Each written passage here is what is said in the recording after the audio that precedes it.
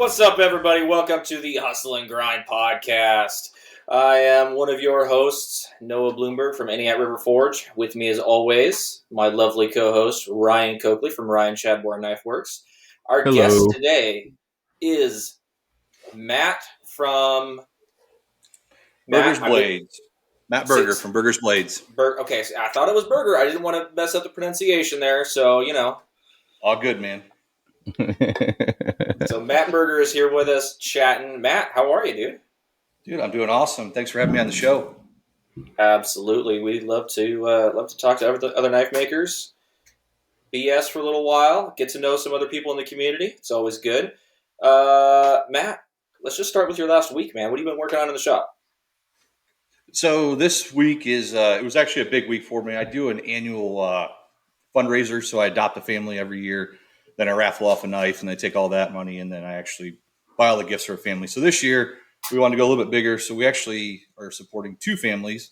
So tonight, we'll do a drawing for the knife. I did a chef knife, and let's say over the last – so we've done it for 3 years. This is the fourth year. Over the last 3 years, we've raised $7,500. And as of yesterday, we were around like $2K, so we figured we'd do $1,000 a family.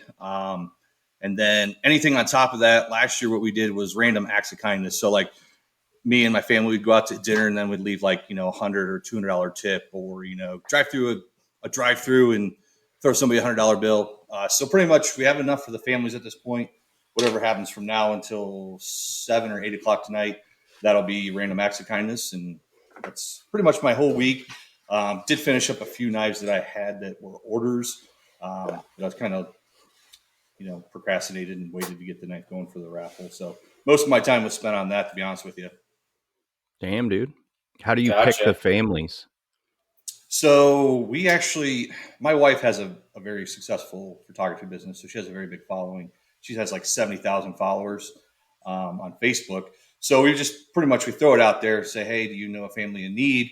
So typically it's just somebody nominating a family that they know. So a lot of times it isn't even somebody that says, hey, I need some help. It's, this guy says, hey, this family, I know them. They're not going to ask for any help. This year is probably one of the biggest years. I think we got, I'll say 12 to 15 families that needed help. So we were able to help the two. And then there's another business around here that was looking for some families because they couldn't find anybody. So I sent those over to them and said, hey, if there's anybody in here that sparked your interest, let me know and I'll make that connection for you. That's super cool. Make sure your wife shares this episode. Oh, I definitely will have her do that. Trust me. I totally get it. That's super cool of you guys, though. Better man than me. I don't think I've ever done anything like that. It's one of those. I mean, I got 3 kids, so it's like, I don't know. Like I'm like most people, I came up with hardly much of anything in our family. So at this point, if I'm able to help, we're trying to help some people. It's not much, but at least it's one thing off their plate for Christmas. Am I loud again, Noah? Yeah, you're a little loud, yeah. Here, let's try this. Put this old screen back up, and I'll move the mic away from my face. Yeah, I grew up pretty poor, and I remember my mother always being stressed around this time of year, like to the max. And I think that's part of why I don't like holidays anymore. Gotcha. Probably has something to do with it. You know what I mean? Like as a kid, kids, even though as parents, we don't think they see everything, but they see everything. And they can tell when we're stressed, and they can tell that certain times of the year we're more stressed than other times of the year.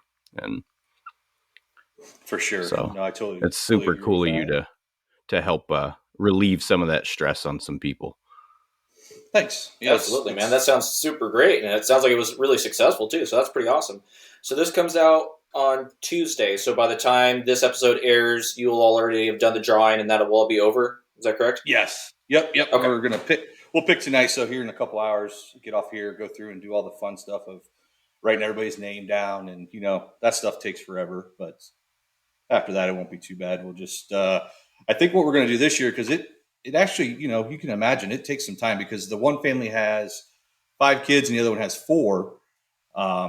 So I think what we're going to do is we're going to get some friends, and we're just going to kind of divvy up this year and say, hey, here's X amount of money. you take this kid, I'll take this kid, and then we're going to kind of try to divide and conquer. That way we can get the presents quicker, and instead of taking how many days to go shop for all this. Sure. Yeah, that could be extremely time consuming. Right. For sure. Man, that And must if be some pressure too, because it's hard enough picking presents for your own kids, let alone kids you don't know. well, it's even easier when you don't know the kids because it's like, oh, hey, this looks cool. I'll just buy it, and you just kind of like go off the cuff. Yeah, I agree with that. Yeah, the one family they did have a list, so that'll be nice. The other family didn't. It's like two of my kids are getting older, but younger kids are so easy. It's like you walk into Walmart and they want everything, so you just walk through there and grab some stuff, and it's not about the quality; it's more about the quantity at that age for some of the kids. Yeah, Nerf guns for the boys and dolls for the girls. I'm lucky now. My kids are teenagers. I just give them cash. Nice. I'm like, here you go. Yep. Yeah, and then they can buy whatever they want. Yeah, it's easy. It's so easy for teenagers. It was I feel like the hardest age to buy presents for kids was age like 9 to 13. Yes, totally agree. Cuz cuz they're into the fads and the trends, and they, you know what I mean, and we're not up on that shit. So like you never know. They like different things day to day. Yep. I know it's tough because they're like, they tell you one thing and then 3 days later, like, no, I want this. And you're like, come on, we figure out what you want so we can get this done. Yeah. Yeah. Well, my oldest is kind of that way. He's always been very, I don't know what he goes from one obsession to the next. So he hyperfixates on one thing, and it Wonder where he usually gets lasts. that from. Yeah. Gee, I wonder, right? Me and my oldest really, we can really communicate very well because we're very similar individuals. So it's really difficult because you're buying presents for him and you're trying to buy him, at least like a month in advance. Well, by the time that rolls around, he's already on to the next thing. So it's rough. Right. It's weird how kids grow up in the same house with the same parents and they turn out so different. Like my older son, he loves money. He doesn't like spending money. He doesn't like buying anything. He likes having money. So he still has his $100 I gave him last year from Christmas. Just chilling, just sitting there. He's probably got birthday money from 4 years ago. Wow. He won't tell me how much money he has saved. It's like a focus of his. He just saves money. My other son, he gets money, it's gone. V-Bucks on Fortnite, freaking t-shirts, whatever he wants. You know what I mean? He doesn't save money at all. It's kind of funny. But anyways. Yeah, that's so exactly Matt, how long have you been making knives? So I made my first knife, if you want to call it a knife, in, was it 2000? I would say 2018. It wasn't anything, man. It was a file. And I had a grinder, and I made it. I just put it together, and then it's like kind of like set it aside, and I'm like, that wasn't too bad. And then I'd say like in 2019 is when I really started making it. It was one of those things like I had the grinder, I showed my buddy, and I'd started making some other stuff, and he's like, hey man, he's like, I've got a 2x72 Grizzly. He's like, if you want it, he's like, you can use it as long as you want. I'm like, seriously? He's like, yeah. And then once I got that, it was just kind of like, I couldn't stop, man. It was like, I'd watch YouTube videos at night. My wife's like, what are you doing? I'm like, I'm watching videos, trying to figure stuff out. And so then in 2019, kind of transitioned. I'll be honest with you. I was in a corporate position for 7 or 8 years and worked there, worked my way up. My wife worked there. She loved it. I hated it.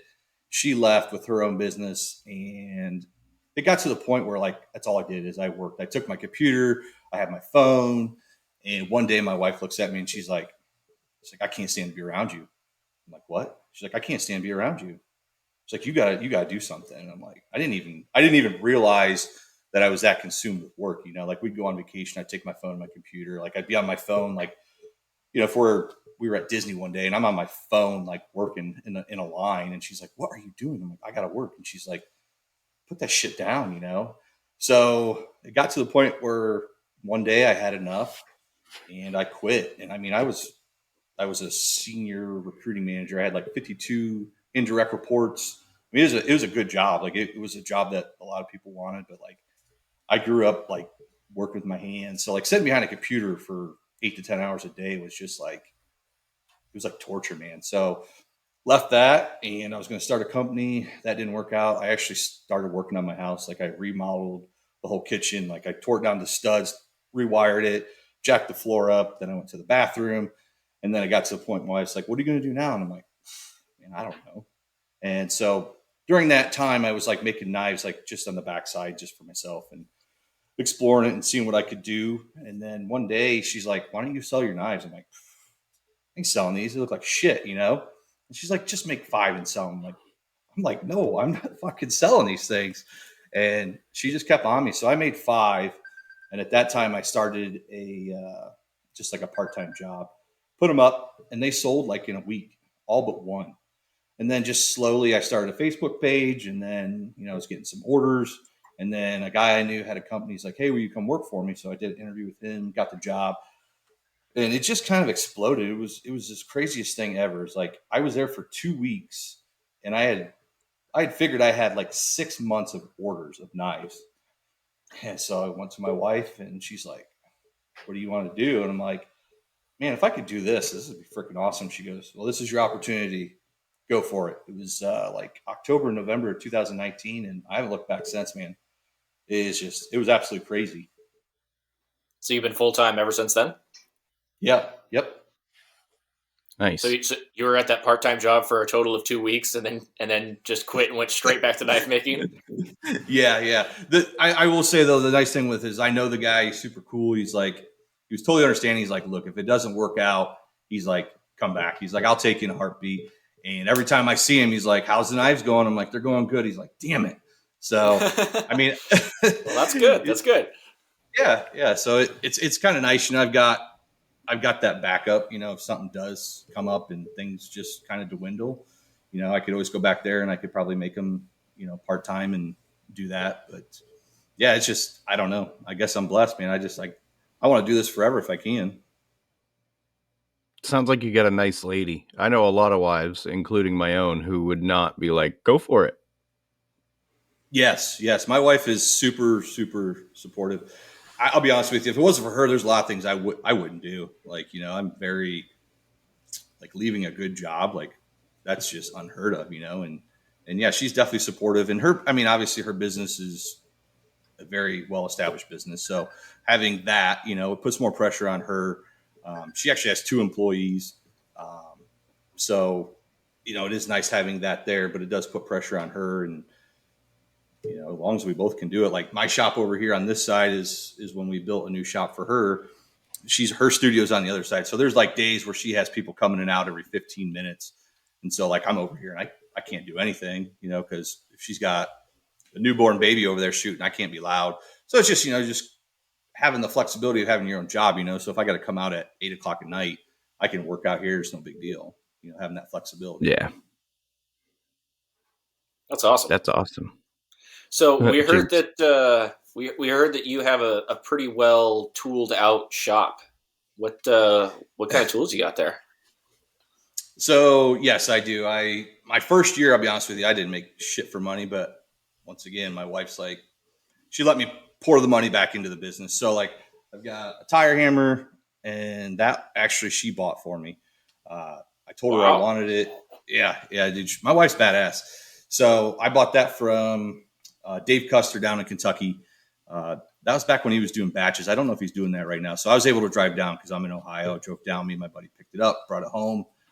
And crazy how awesome that is. I've got a Broadbeck 2x72 grinder.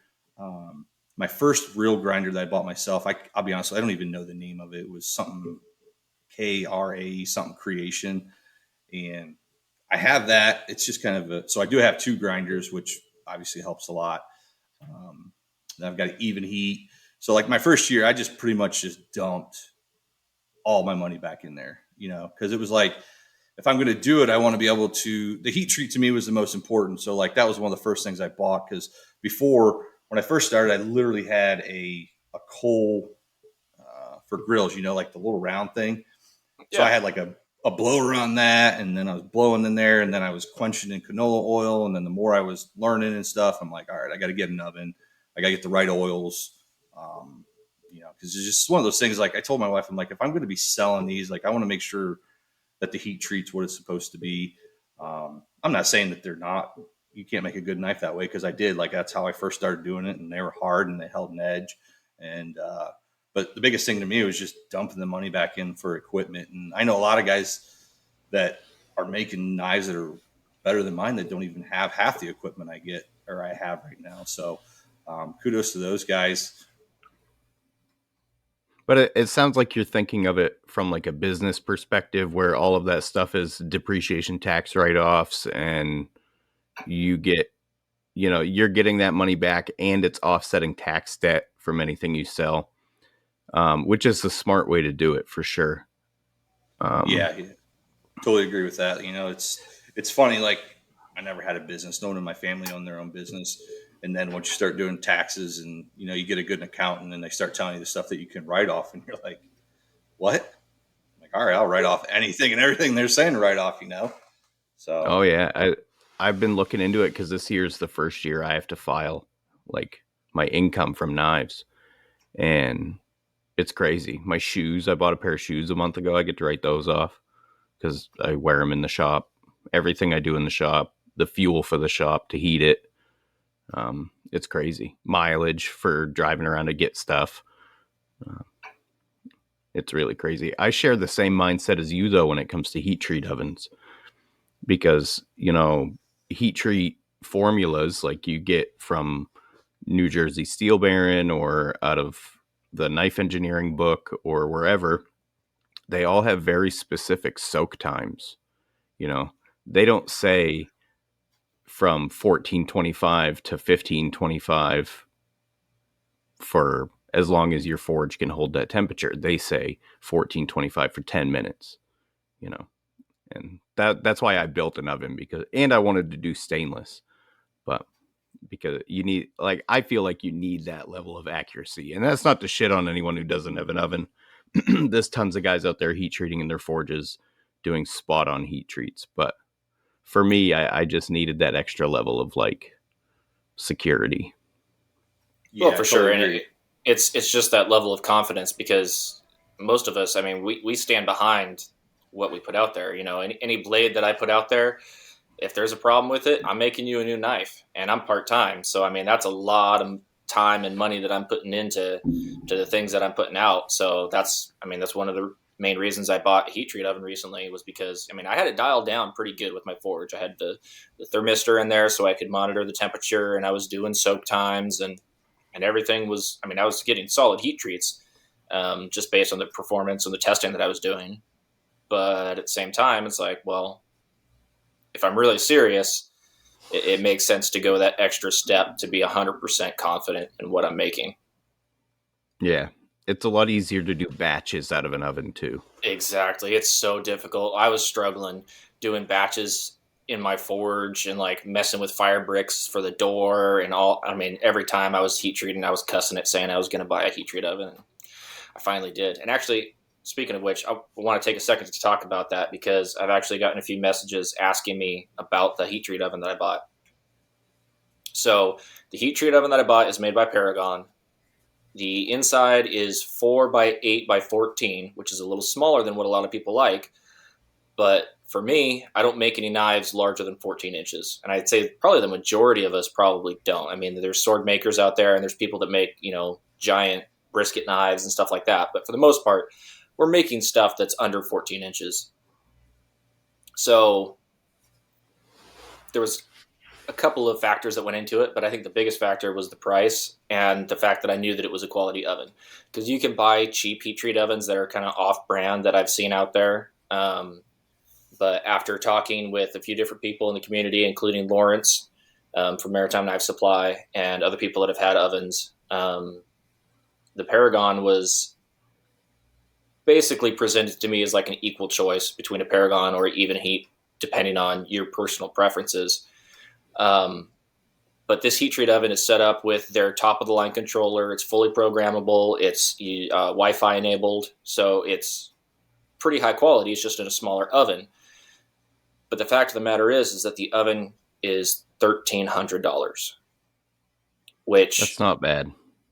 well, it's not just not bad, but I mean, if I had built the same oven that was larger in a heat, if it, in an Even Heat or one of the higher end Paragon ones, I mean, you're talking $3,000 for all the same features. The it doesn't have solid state controls, but it has the door switch. It has the ridiculously programmable controller and all the other stuff that people want. It's all in one little package.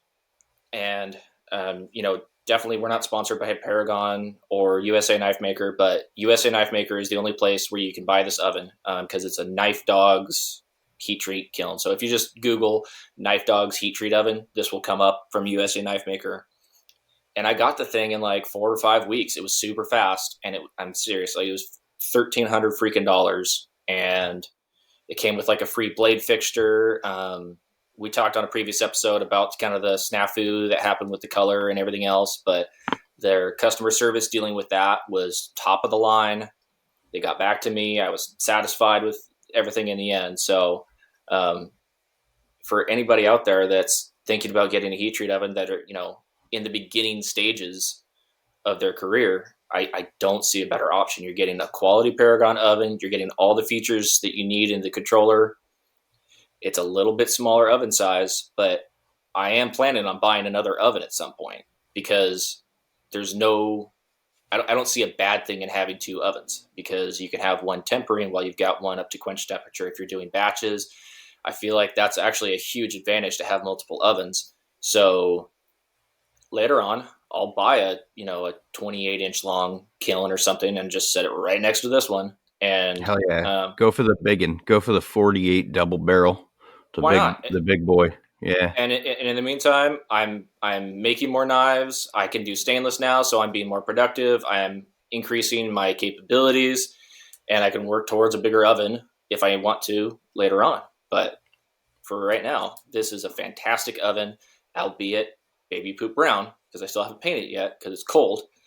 But there you go. I just wanted to take a couple minutes because people were asking me, like, what was the oven that you bought? I was like, well, tell me about it. So there you go. Now you know all about it.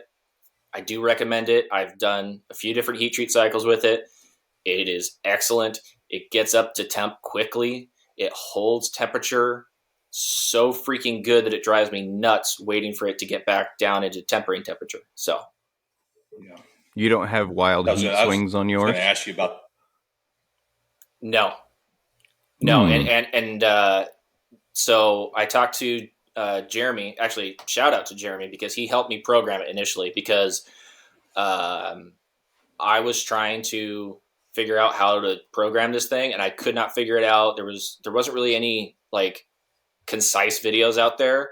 There was some long ones that I would watch for 30 seconds, get frustrated, and then turn off and move to the next one because I have the attention span of a small flea. So I talked to Jeremy. He helped me set up the controller. And from what I've heard from him and from other people is that if you are able to control your ramp rates, you can control those temperature swings a lot easier than if you're just firing on all cylinders, all the time. There are certain things that you want a full ramp rate and there's other things that you don't. And these are all things that I didn't understand before, but I kind of do now. So, and then that helps me. I have a 10-degree swing in my oven and I was under the impression it was normal. I haven't had that issue. And even Jeremy was telling me about some swings that he's had with his. And so I've been double checking everything because I have a little laser thermometer. So I've been double checking stuff and it has been right on every time. So let's put it into perspective for the listeners because I'm sure a lot of them don't have ovens and they've probably been mulling around building one versus buying one because it is possible to build them. I built 3 or 4 of them now. So your oven was $1,300. It's 14 inches deep and it has all the bells and whistles. Yep. My oven's 14 and a half inches deep, and it has just a basic Ober Instruments controller. I probably spent, I would say, $600 building it, if you count all the steel, everything, the bricks. If somebody was not fortunate enough like me to have a place locally to buy those bricks, I mean, you could be adding $200 more onto that. So you're only like $500 shy of a factory built oven at that point. So Yep. that's worth mulling around too. Well, but the other thing is that if you're building your own, you can build it to your size, specification, whatever you want. But again, you're not getting the customer service that you're getting from Paragon. You're not getting that higher quality controller. And Right. there's a lot to be said for the time that it takes to go into all that, building it and everything. Do you have an estimate about how much time it took you to build your first one? The very first one, it took me probably, I'd say at least 40 hours, maybe more. I'd say probably 80 hours. And Wow. then the most recent one, which is the one I'm using now, the big boy, see it over there. Yep. I did that one in probably 16 hours. Yeah. So the When you guys bi- that are going to be trying to build it, I mean, it's going to be their first time. So it's going to take them that 40 to 80 hours to build it the first time for sure. Yeah. And if you're making your own coils, there's a lot of math involved in like figuring out how much power you want to draw, how big your chamber is, how to spin the coil up and make it. Like there was a lot that went into it. It just happens to be that I love that process and building shit. But for a lot of guys, that might not be the route they want to go. Yeah, I was going to ask that. Like, after the fact, once you got it built, like, was there a lot of going back and tweaking? Like, or once you built it, was it pretty much right where you wanted it? No, like there's issues with my oven that people who bought an oven wouldn't have. Like I didn't do the channels in the brick deep enough, so my coils stick out from the brick a little bit. If you don't put in enough staples when they get up to like stainless temps, like 1900 and above, they'll droop. So like if you look inside my oven right now, I've got a coil on each side that's like drooped in on the wall, and Mm. as long as they don't touch anything, they still work. Um, the first oven, I made the chamber too small so it would get hot in the back, like melted the tips off a couple of knives. So it's been a process of like tweaking the design, and like this oven has a removable top, so if I need to change the coil, I don't have to tear the whole oven apart. I can just lift the top. I unhook the thermocouple and lift the top right off the oven. Um, All and part of the learning process. that's why I built 4 of them so far. So, and like the first one, the thermocouple was too close to the door, so it would get super hot in the back also. So that didn't help. That was like a compound problem. And so I had to move the thermocouple back to like the middle 2/3 of the way down the chamber point. Yeah. Yeah. Was Trying different. Go Oh, ahead. sorry. I was going to say is it was 2 years ago. My first time going to Blade, I was talking to the Even Heat guys about coming out with just a tempering oven.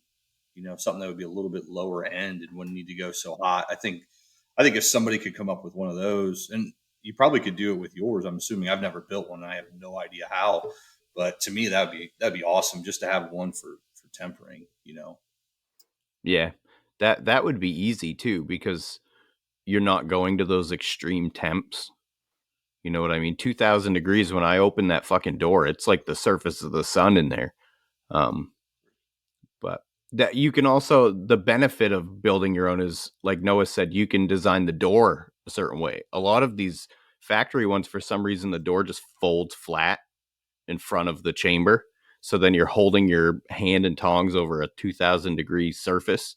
You know what I mean? I would rather see them either like the ones that slide up or go to the side.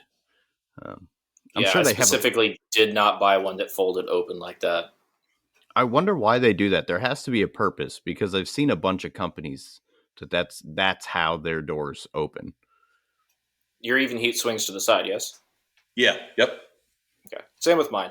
I really love the Paragon Pros where it has the I don't even know what you'd call it, the Lamborghini door, where it lifts up out of the way. I mean, I don't know. There's just something so cool about that. It's like, oh, I just want to spend the extra money just so I can get one of those.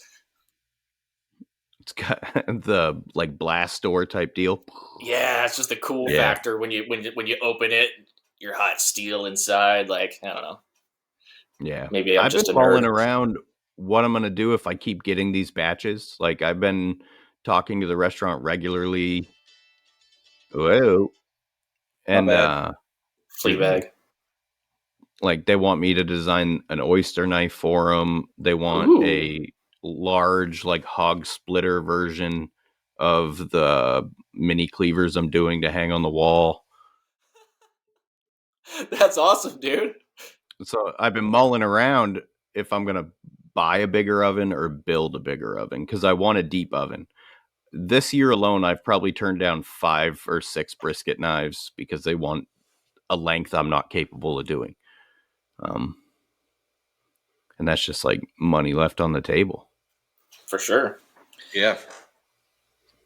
Yeah, I've been wanting to build a sword for quite a while, and I'm just gonna have to heat treat it in the forge whenever I get around to that. Just because there's no way. Yeah. Even if I had a large oven, like, am I gonna have a long enough one for a freaking sword? No. Yeah, it'd be sweet to build a sword, man. I would definitely be down for that. I don't feel like I would ever sell them. I would just like have like shit that's chopped up all over my yard. Same. No, I want to build one specifically, and I want to give it away to a specific person. So we'll see if it happens. I have a Pakistani katana, like one of them $20 ones you can win at the fair. You know what I Oh mean? yeah, Like the cheapos.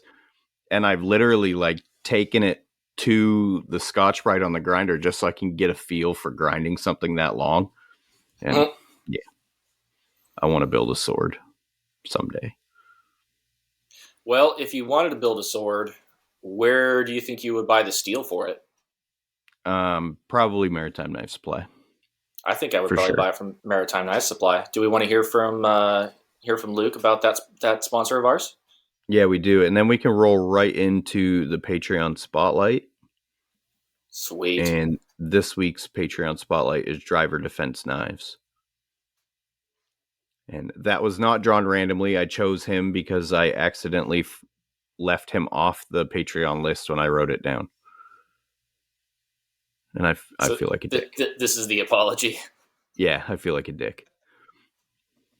Hustle and Grind is sponsored by Maritime Knife Supply. Whether you're looking for steel, abrasives, handle material, forges, epoxy, or anything for making in general, Maritime Knife Supply has you covered. And in the US or Canada, they ship faster than the great Cobra chicken goosesses that their country is known for. Go to Maritime Knife Supply, and when you buy a 10-pack of belts, get 10% off. And tell them we sent you, eh? Thanks, Luke. Thanks, Luke. Luke's a way better ad guy than Chet was. Chet sucked. But about Maritime Knife Supply, like, we go on about how much we love Lawrence and we love Maritime Knife Supply all the time. And honestly, guys, like, that's just because it's true. Like, we don't have sponsors that we don't actually use, or actually like. Like, we wouldn't accept a sponsorship from somebody whose product we didn't trust or who's had crappy service. Some other podcasts have sponsors that have crappy service and take forever to ship things and things like that. And I don't want to name names, but we only have the best sponsors on this show. And Maritime Knife Supply and Lawrence Lake is an amazing dude. I've ordered more stuff from him this week, and the dude ships stuff so quickly. If he has questions about my order, he shoots me a DM. I mean, he's freaking awesome. So we really do love Lawrence, and we really do think that you should go support him because he's a maker just like us, and it's all part of the community. So there you go. He's also now the Canadian distributor for Broadbeck Ironworks. That's true. Yes, I saw that. So he has all their attachments, their grinders, and Broadbeck didn't leave any they used to be a sponsor of this show. I don't know what happened. That was back before I was with the show. And they have like a flat disc attachment, a buffing wheel attachment, adjustable work rest, like adjustable, like fully adjustable. Move it out, slide it, tilt it, fucking anything you want to do. He's also selling the full grinders kits with every attachment, VFD motor, ready to bolt to your bench and go. So And go over to recently on Black Friday, he had all of that, all of his TR maker stuff. Like he had all of that stuff on sale, and it was not small discounts when he was doing his Black Friday sale. I don't know if he's planning on doing like a Christmas sale or anything like that, but if you guys are following Lawrence at Maritime Knife Supply, you'll hear about some of this stuff because there was some serious discounts that were to be had, and yeah, just super great stuff from him. the Broadbeck is also the Morocco Platen. And the one feature about the Morocco Platen that I wish was a universal thing with grinder platens is when you're pivoting to the left side, oftentimes you'll hit the receiver tube before you can get to the amount of angle that you want on the belt. Like if you're using a flat platen to just clean out a radius or something like that. And it pisses me off so bad because you get a good flow going and then boom, you're against the receiver tube. Their platen is offset by like 4 inches. So it could be more. I haven't seen one in person. So that, rectifies that issue. Yeah, I wish I had. I have the Broadbeck, and I do wish I had the Morocco. It's one of those things I need to buy because everyone says how great it is. That's how you can tell. Other attachments from them? I didn't hear you. It broke up. Sorry. Do you have any other attachments from them? Yeah, actually, I have their surface grinding attachment. That thing is awesome. Like, doing some billets of Damascus to throw it on there, and then what else do I got? I've got the 14-inch contact wheel. Really like that for doing some really deep hollow grinds, and then I think their wheels serrated, right? Yeah. Yep. Yeah. And I think I like the serrated wheels. Yeah, I've got their 10. Oh, do you? It's a great wheel. Yeah. I like the fact that the arms, the arms on them are aluminum, so they're a little bit lighter. Nice. All right, so there we go. So do we want to do our the Patreons? Yeah. Got my list here. It's covered in G10 dust. Dude, Isn't everything in your shop right now? So bad, man. I have this brand new laptop, and every time I grind something, I'm coming over and like blowing the dust off it. And I'm like, fuck, I'm gonna kill this thing. This is not good. I need to figure something out for the like electronics in here because I've got a TV and everything in here. So yeah, maybe I should get an air filtration system. Yeah, maybe. Yeah, I'm thinking I need one. I have one. Like I'm watching one on my Home Depot card. I'm like, I'm just gonna pull the trigger. One of the big Wen ones. But the patrons, we love you all. We got Donnie Dulovich, KnifeMaterial.at, Aru Bladeworks, Brigham Kindell, who just did a class with Steve Schwarzer. Fucking Brigham's awesome. Brigham's out there mingling with all the big dogs. Good for you, Brigham. Mark LeBlanc, Mark Vanderwerf, Richard Beck, Todd Harrington, Dennis Tyrell, Troxclair Custom Cutlery, Zachary Sowell, Maritime Knife Supply, Noah Bloomberg, Crafty Man Forge, Brian Henningkamp at Tortuga Blade Works, Jared at Echo Blades, Sourwood Creations, Bremner Built Knives, Snake Branch Knife Works, Stormlight Forge, Timber Tiger Forge, Ira Housework, Maximus Knives, Jared Weaver at the Master of Metal Manipulation, B-Cone, and Driver Defense Knives.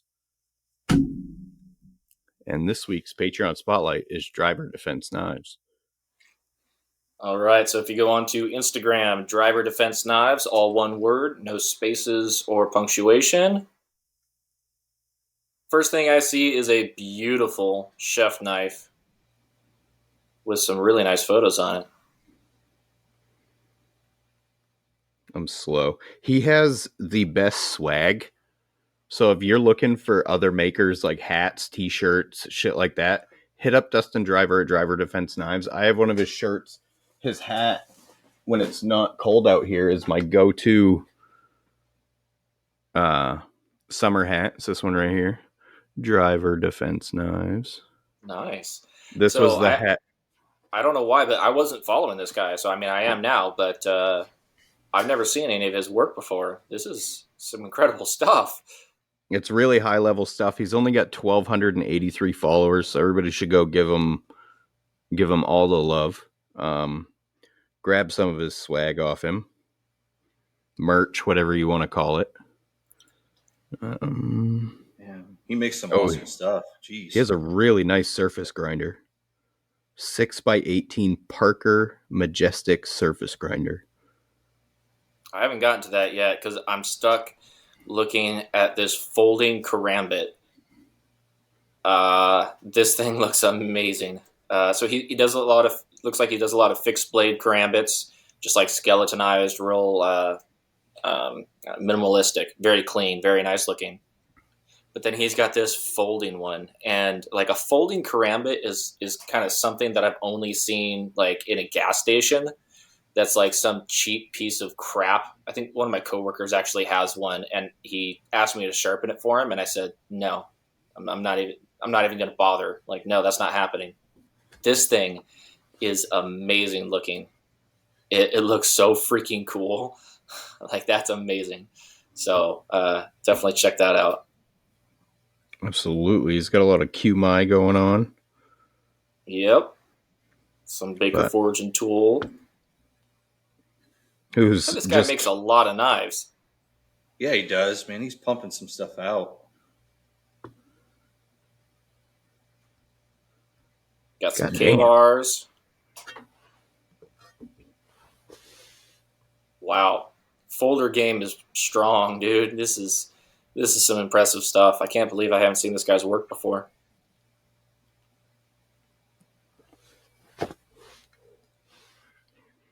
He is the man. So everybody go check out Dustin Driver at Driver Defense Knives. And I believe his website's driverdefenseknives.com. Yep, I saw that at the top. He's got this dragon skin Damascus folder with a bone handle, and it is one of the nicest looking folders I've ever seen.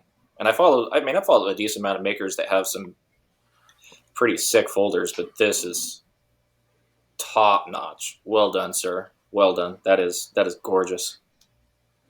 Yeah, that thing is beautiful, man. It's so clean. It has 19 likes on the photo or on the post. Lord.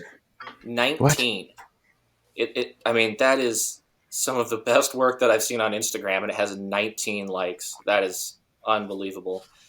Gentlemen, you owe it to yourself to go follow Driver Defense Knives and scroll down till you find that knife and give it a like, please. Please, for the love of God. That needs some recognition. For sure. All right. Well, there we go. Shout out to Driver Defense Knives and all of our patrons. We love you all, and we appreciate it. We appreciate the support. It's just sort of a mental assist that people appreciate what we're doing and want to support us like that. So we really, truly appreciate it, and we love all you guys for it. So thank you very much. Absolutely. And so just curious. Just curious, have you guys taken any classes? I have not. The only sort of what you might call formal instruction that I have had is online courses from Jason Knight. So his Forge series is where I learned the majority of the things that I do. And that was pretty early on. I'd say within the first year of me making knives was when I took that course, and it just blew me away. I mean, my eyes just got so wide a couple different times. And just because there's no local people to me that are doing any sort of, maybe not classes in general, but specifically like beginner style classes. There's Salem Straub is a couple miles north of me, and I know he does classes on occasion. But I mean, we're talking. You've seen Salem's work. Like, they're advanced Damascus classes. They're not, people learning how to forge for the first time or learning how to put handle scales on for the first time. So that Forge series from Jason Knight was extremely instrumental in how I became a knife maker, just because it was what was available to me. And I mentioned earlier, I have the attention span of a flea. That course is geared towards people like me, where it's just packed with information. It's not boring. I can actually sit and listen to it and watch it and get so much out of it. Like, it's very tactile. Like, I learned how to hold a freaking hammer from Jason Knight on a video because I didn't know that I was doing it entirely wrong, And so that's one of those things that you don't think that you don't know what you don't know. So if I had the opportunity to take classes, which hopefully I will in the future, I'll be able to travel and take some classes, and I plan to. But yeah, highly recommend that. I'm doing stock removal. So pretty much all of my learning has come through trial and error and YouTube. I don't learn like a normal person. I don't know. I think the word is I'm referred to as what's called an autodidact, where I have to teach myself. I can't learn from like watching someone or not doing it. You know what I mean? Autodidact. That's a fun word. Yeah. I like that one. I don't know why. It just tickled my brain just the right way. Yeah. Autodidact. So what about you, Matt? Where did you learn from? I have no classes either. I'm same thing. YouTube is pretty much everything I've ever watched. I'll be honest with you. I'm really bad about like even reaching out to people and asking questions. Like I'm really bad about it. Like if I have an idea in my head and instead of like reaching out to somebody that knows what they're doing, I'll literally mess something up like 3 or 4 times. Like I like getting in there and trying it and saying, okay, this didn't work. And plus too, I know how busy people are. So like, it's hard for me to reach out and say, hey, and I will say though, like in the community, like most of the guys, if you reach out and you have a question, they're going to help you. But I do want to take some classes. Like it's, to the point now where I feel like I need to go and learn more. Like I'm not even close to where I want to be, as a maker. And I went to Blade twice now and I walk around and I see what guys are doing and I'm like, oh shit. You think you're doing a good job and then you go down there and you look around and you see these guys work and you're like, damn, I gotta learn how to do that. That's just how I feel, No, I completely agree. You reach that point where you kind of feel sort of a plateau and you want to find a way to get over that next hump. And I feel like in-person instruction would probably be one of the best ways to go about that for sure. Yeah, especially a hands-on type deal. If you're anything like me, you have to touch it. You have to have it in your hands to learn it. And it has to be real, has to be tactile. Yeah. Because realistically, you can only get so far on your own. You have to learn from somebody who knows more than you at some point. Unless you're Dennis Tyrell. And then you can just be the best. Yeah, pretty much, yeah. Speaking of which, you're talking about YouTube videos. Have you watched Dennis Tyrell's YouTube videos? I have not. No, okay. No, I can't watch YouTube videos. So all of you guys that are listening that are YouTubers, I'm sorry, I don't watch your videos. And that's not you. It's me. I can't watch YouTube videos. Dennis has a way of creating a YouTube video that is very approachable. I was watching his video on how to build a surface grinding attachment because that's something that I sorely need in my shop.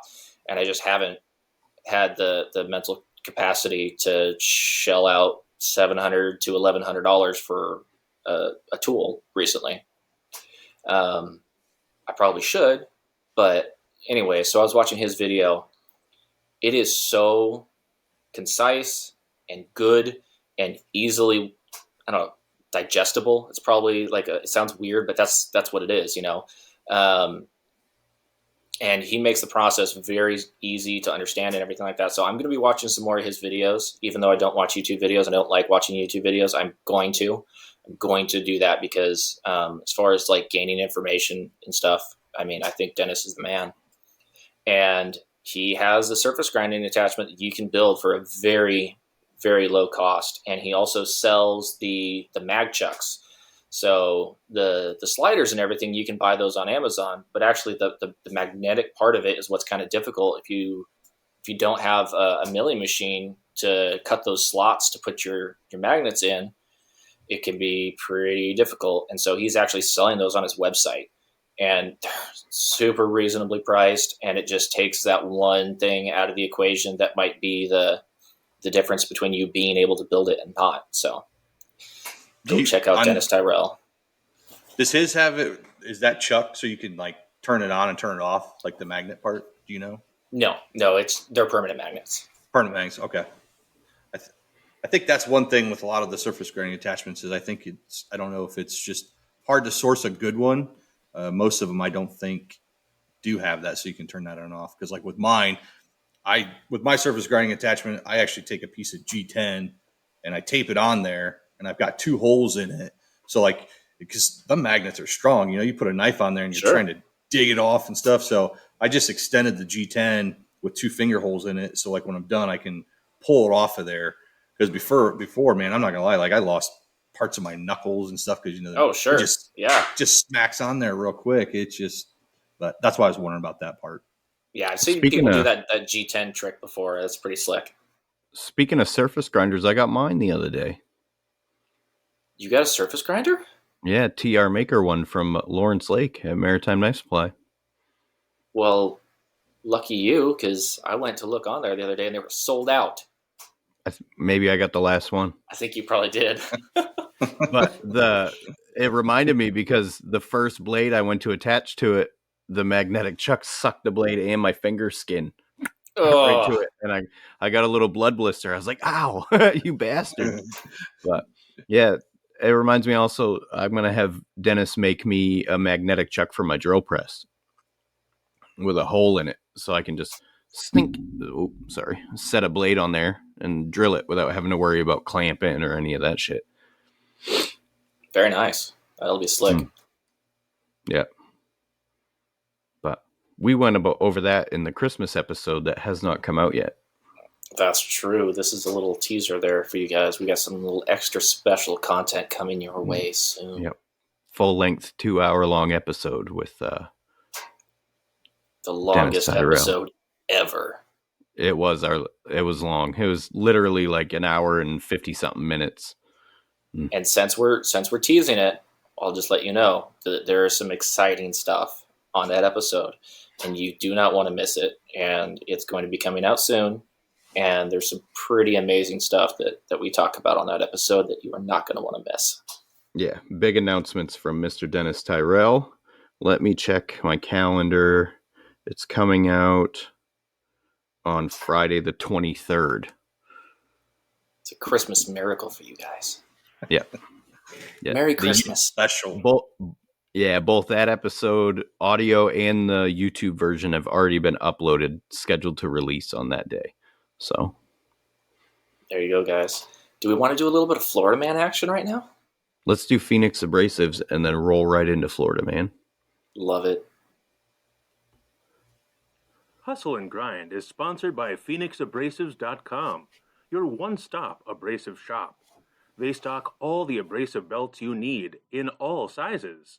They also offer knife-making kits, which have all the goods you need in one kit, as well as hand sanding and buffing materials. Go to PhoenixAbrasives.com and use the code HUSTLE10 for 10% off your order. Thanks, Luke. Hustle 10. It's a nice little discount there. Get you some free shipping. Get you a little extra money off. Yeah. The value. You put in a good order and you get 10% off. That's, $300-400. You get $40-50 off. That's pretty good. Mm-hmm. And if you're like me and you procrastinate until you have basically no belts left and you have to buy like $1,000 of belts at a time, that's $100 off. I'm all out of wood belts. Go ahead, Matt. Sorry. Oh, I was just gonna say that's who I use. I like Phoenix Abrasive. Working with Greg, he's awesome. Yeah. Yeah. He's a super cool dude. I'm all out of like wood belts, like aluminum oxide, just the cheapos. Mm-hmm. So I've been using my ceramics on handle material. I'm like, Ugh. this seems like such a waste. I feel But, dirty doing this. well, an aluminum oxide belt for wood is $3. A 36 grit red Ferrari ceramic belt's $8. It's like, oh, Mm-hmm. Yeah. Let's roll right into Florida, man. You got a good one this week? I got a few good ones. Did you get that article I sent you? That had already been submitted. Had it? Oh, Oh yeah, Did you get the one I sent over the other day? I think so. I'm not saying I'm not using it in this episode. If I did, I must have saved it because that wouldn't make much sense to have you guessing on one that you sent in. yeah. All right, let's do it. Ladies and gentlemen, boys and girls, get ready to play. Is it Florida Man or fraud?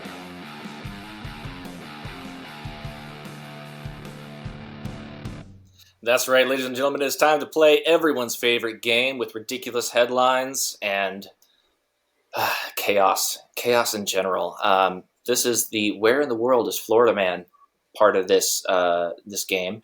So we're going to be guessing where this Florida man currently resides. Is he really in Florida, or is he somewhere else in the country?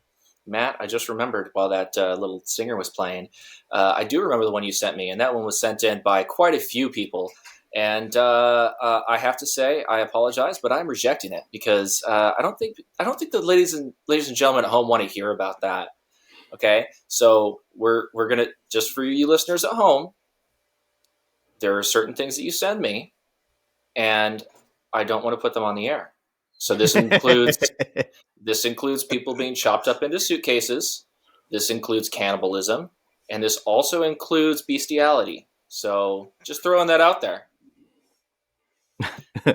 Those are the rules so far. I'm sure you're going to make me come up with more of them, but those are my three things so far. Was Matt's about chopping people into suitcases? No, his was bestiality. Oh. After we do this ones, you want to read the one I sent you? And we won't guess where they're from. We'll just read it because I'm pretty sure she's my dream girl. Oh my gosh. If she was a redhead, that's my dream girl. So the other thing that here's something else that we should state just right off the bat here. There are a number of images on the internet, and this is going to be shocking to some people. There are a number of images and even words on the internet that aren't entirely based in fact. And I'm sorry, I know it's on the internet, so it has to be true. But there are, in fact, a few things that I've had sent in, including the thing that Ryan's talking about, that when you do 30 seconds worth of research, you find out that it's actually not real. So Doesn't matter. Just throwing that out there. Still send them to me because I'll use them for an episode where we're doing like fake headlines versus real headlines. So that's great. I still love the content, and most of the time they're hilarious. So just wanted to let you all know that it's hard to believe, but not everything that you read on the internet is true. All right, our first one sent in by Aru Bladeworks. Man abducts scientist to make his dog immortal. John Wick is one of, if not the greatest dog defenders known to man. However, we now know about another individual who has risked everything to save the life of his dog, indefinitely. Philip Joseph has decided that his dog should have eternal life because the loss of this loved one would be devastating. Wait a minute. His dog. Whoa, no, nothing from you, Ryan. That's the article I sent you. It's just a guy instead of a girl. Exactly. That was okay. This is what Ryan sent me. I think Aru sent me in the exact same screenshot that he sent me, but this is a real story and that was a fake story. So that was like a fake mugshot or something like that. I don't know. So the actual story was a man who did this. So, anyways, so I sent you the fake news. You sent me the fake news. I think Aru sent me the fake news, but I found a real story that basically was the same thing based on it. They got me because they put a hot chick's mugshot on it. Hot, crazy, whatever you want to call it. Yeah. What's the difference? We all know about the hot, crazy matrix and how it works. So yeah, it's there. So Philip Joseph had decided that his dog should have eternal life because the loss of his loved one would be devastating. He loves his dog too much and he can't let it die, he explained. All dog owners would love to never have to worry about their four-legged friend moving on to the afterlife, but Joseph has taken it to the next level. He is not trying to figure out how to immortalize his dog on his own. He doesn't understand Frankenstein's scientific formulas and the biological procedures necessary to accomplish this task, and Joseph is not the giving up type. The idea suddenly came to mind. Why not kidnap a scientist, says Joseph to himself while laughing diabolically. So he kidnapped Ryan Lockhart, a doctor and scientist from the University of, that place. One can only imagine what was going on in Ryan's mind at that point. No laboratory, no secret chemical formula to keep the dog alive forever, and a crazy guy holding him hostage, trying to figure out what his next move was going to be. The good thing is that they found the blank scientist before anything catastrophic occurred. This article was much longer, and it had lots more details about how he was arrested and yada, yada, yada, but you get the gist of it. Matt, Ryan, was this man who wanted his dog to live forever a true Florida man, or had Florida man migrated somewhere else in the country? And I think Florida man was in California on that one. Okay. I don't think it was Florida. But maybe why do you say that? I don't know. Because the article I sent you is from Montana. But the article I sent was fake, I guess. Same headline. Well, the article you sent me actually was a Florida woman. It was Florida? It was a Florida woman, yes. And that's one of the reasons I had to tell you this was a different story, so that you didn't think that it was the same. Oh. Because it still could be Florida, or it could be somewhere else. It's not Montana, though, I'll tell you that much. I'll stick with the guest. We'll go California. All right, both of you are saying California. Meh. That's Florida, man. No. that is absolutely Florida. All right, here we go. So this one, you guys are going to immediately think one thing based on the story, and I just want you to keep your minds open, okay? Driver fined nearly $600 for driving with snow-covered windshield. State troopers fined a driver $553 and cited them for negligent driving for failing to clear the snow from their windshield. Trooper Catherine Weatherwax shared an image on Twitter of only a tiny portion of the windshield having been cleared. The rest was covered in several inches of snow and ice. The traffic stop happened on December 4th on State Route blah, blah, blah. The driver was ticketed for negligent driving in the second degree. Trooper Weatherwax, that's a name. Trooper Weatherwax went on to say that the car was reportedly driving erratically for at least 5 miles prior to the traffic stop. The driver claimed that the windshield wipers weren't working. Now, I saw the picture of this, the accompanied the article, and I can tell you that the windshield wipers weren't going to do a thing. Like, at all. Like, strip out the gearbox? Pretty much, yeah. Yeah, if you turn them on. They basically made a hole in their windshield, like the size of a dinner plate, and we're trying to look through that, which obviously, if you've ever driven a vehicle, you know that you need a little bit more visibility to drive properly. How could this be Florida if the car was covered in snow? Especially that much. I'm not telling you that, and I didn't say how much. I just told you that the windshield wipers weren't going to do anything, and that you needed to keep an open mind. That's all I'm telling you. Unless they were at like one of them birthday parties they do down there where they like put thousands of pounds of ice through a wood chipper. It makes really snow. Do that? Yeah, they make like snow slides on hills and shit for kids. That's awesome. It'll last a couple hours. I love Florida even more now. It's like a redneck snow machine. I love it. I'm going to go Florida. I'm going to go. The conspiracy theorist in me wants me to have this be Florida because it doesn't make sense. If you cleaned it out, that would be like the world's biggest snow cone maker. That'd be so great. You can make giant snow cones. Sorry, I'm stuck on the wood chipper thing. That would be pretty awesome if you're in Florida. All right. Windshield covered, snow and ice. Florida, not Florida. Honestly, based off of what you're saying, like there's a lot of dipshits around here that do that all the time when it snows. I'm gonna pick something different. That way, somebody gets it right. I'm gonna say New York. Okay, so we got one New York and one Florida, Ryan. Sticking with Florida. Yep. Okay. Yeah, that was Washington. Sorry. I figured it had to be a trick. I'm like, this has to be a trick. If it's so obviously not Florida, it's a trick. I was wrong. But so yeah, I just because that was pretty local to me, so I just had to include it just because I thought it was hilarious, and there's no way that it could be Florida, so I had to throw you off somehow. An article like that hits home to me. That's a real issue here. Like sheets of ice coming off the roofs of cars. I had my windshield hit 3 years ago. Back in middle of a snowstorm, box truck coming on the interstate on the on-ramp, and the whole top of the truck was a sheet of ice. Landed right on top of my truck. Did it jack it up pretty bad, or what happened? No, I was lucky. It just scared the crap out of you? Yeah, it shattered and went all over the road, but it happens often where it breaks whoever's getting hit's windshield and this crashes. Oh, for sure. Oh, yeah. Yeah. Yeah. Yeah, it's a real issue around here. That's why, they got fined $600 is because they really need to convince people, hey, this is a real safety issue. Like, it's not a joke. Like, you can mess stuff up. I wonder what the fine is for it here. Our fines are pretty steep. If you get caught even holding your cell phone while you're driving, it's a $500 fine. Yeah, we got that here too. They do that in Ohio? Yeah, I don't know how much it is. It's the same thing. I get it, but that's a hefty fine.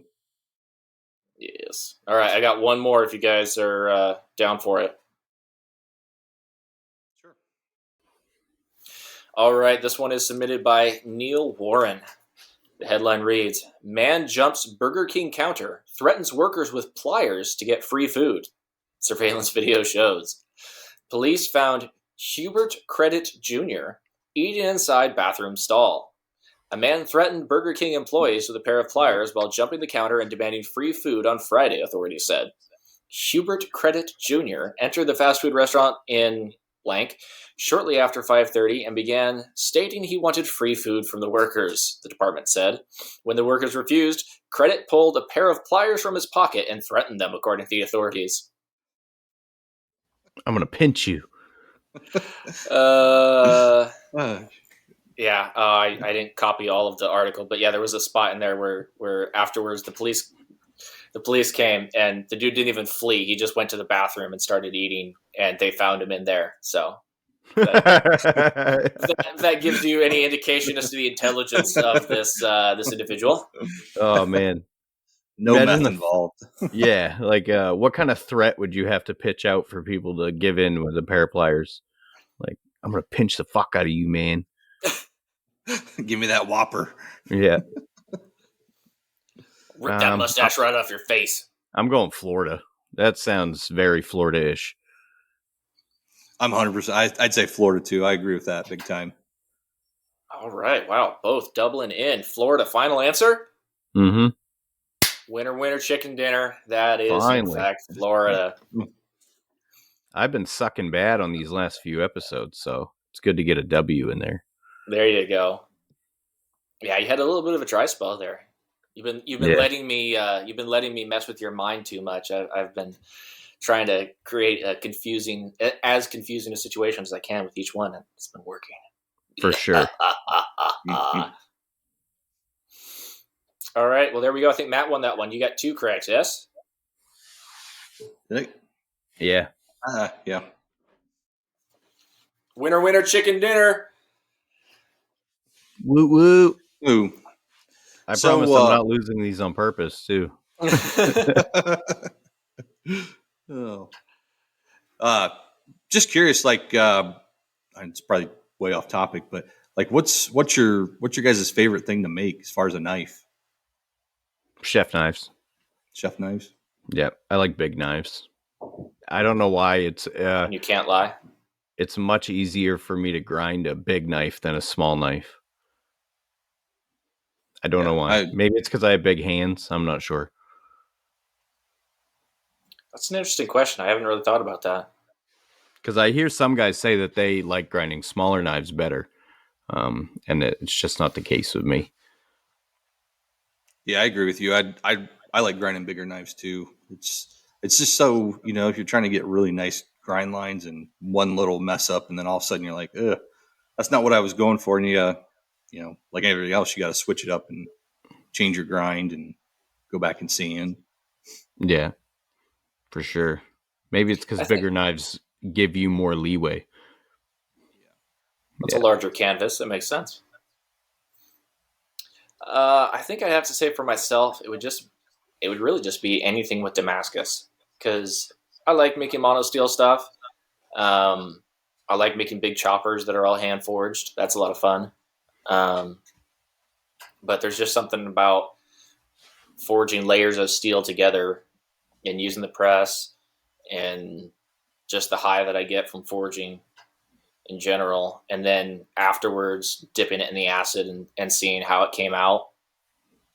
I think that's really probably my favorite aspect to it. So I'd have to just say pretty much anything with Damascus. It could be a chef knife, it could be a hunter, whatever. That's what I like doing. What about you, Nice. Matt? I like doing chef knives. Like my biggest sellers are hunting knives. Like I sell the most of, but I definitely love making Damascus. That's like the raffle knife. Like I want to see it. Yeah. So this is 300 layers of random. And then I did a layer 15N20 and then ADC over here 2, and then another 15N20. And then the top one, I honestly can't remember what that one was. I think it was 1080. But I don't get a lot of those orders because they're more of an expensive knife. So like with this, I was able to do something that I wanted to try. And I actually have a question that you guys might be able to help me with, and I don't know the answer. So like, after you forge out the billet with Damascus, I found sometimes like when I go, if I don't like to leave a forge finish with the Damascus. But like if I don't take a lot of it off for the grinder, I don't know if it's in my normalizing process, I'll get it'll just be gray. Like I can't get the contrast. Do you know what I'm talking about? Have you ever had that? I don't know. I mean, the real darkest etches I've ever gotten was with a coffee etch. So if I wasn't satisfied with the ferric and how it was looking, I'd mix up a piping hot fresh batch of instant coffee and just leave it in there until the coffee cools down, and it makes a nice black etch. But I don't know how it would etch on Damascus. I've only done it with mono steel. Yeah, I do that. That knife I just showed you is coffee etch. It's just, I don't know. It's almost like if I grind deeper, if I leave it the way it is forge finish, the outer will be a really dark gray. You know what I mean? It's really muddy, and I don't know if that's something I'm doing incorrectly. But if I grind away, and I get down a little bit deeper inside, it'll etch and color real nice. Yeah, get past the scale. So I'm actually having a hard time hearing you. Ryan, is he choppy on your end at all? Yeah. Okay. Would you mind repeating that question there, Matt? I wasn't really sure what exactly you were getting at there. Yeah, is this better? I think it's your signal more than anything. Yeah. Okay. So I'll try it, and if not, so after I forge out a billet for my Damascus, and then I'll grind into it. If I don't grind real deep and I go to do an etch, it doesn't matter if it's coffee, if it's ferric acid, like the outer layer where I haven't ground into like a bevel, it keeps it only is like gray. Like I can't get any contrast. Like it's no matter how high I sand it up too. So it's almost like there's an outer layer that I need to remove. And I didn't know if there's something in my process I need to change. Yeah, that's something I don't know if I've really come across before. Anytime I'm doing Damascus, I'm not leaving any sort of forged finish on there, so I'm usually grinding pretty solidly to make sure I get any divots out or any kind of forged finish.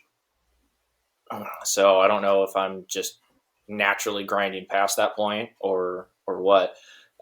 Typically, if you've got that sort of an issue, it would just be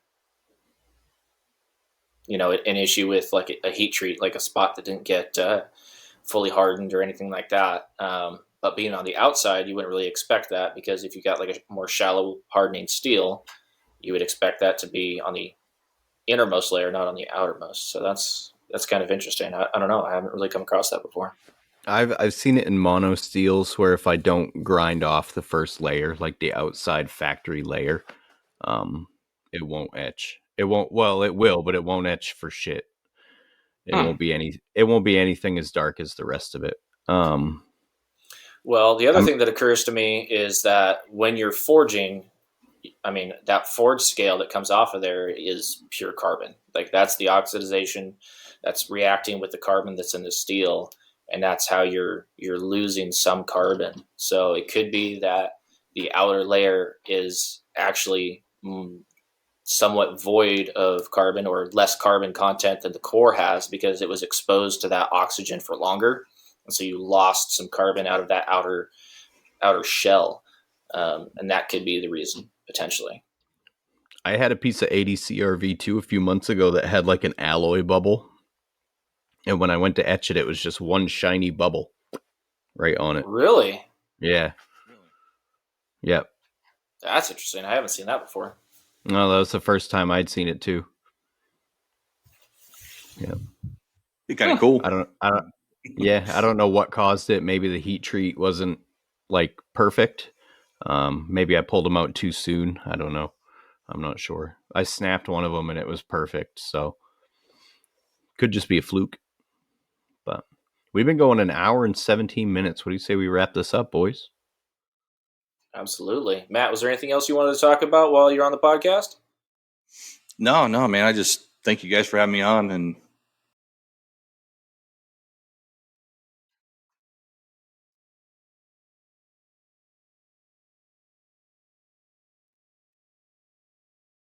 It pays us, whatever you pay in, to go towards like operating costs for the podcast and stuff like that. The lowest tier we have is $1, $5. You can put in whatever you want. $10 tier, you get a sticker pack after 3 months, and the $25 tier, you get a t-shirt after 3 months. And you get entered in to win a knife that Ryan and I are making for all of you lovely people. So I'm going to be forging out a billet here the next time. Actually, once I get some material from Lawrence from Maritime Knife Supply, I'll be forging out a billet, and that's going to be sent over to Ryan. And as soon as he gets caught up on his crazy orders, he's going to grind that into a beautiful chef knife for you guys, and that's going to go to one lucky person who was our patron. So Yep. we'll put all of our patrons, regardless of how much they contribute, into a random generator, and that will go to one of you lovely people. So look for that pretty soon. Thanks, guys. Bye. Bye.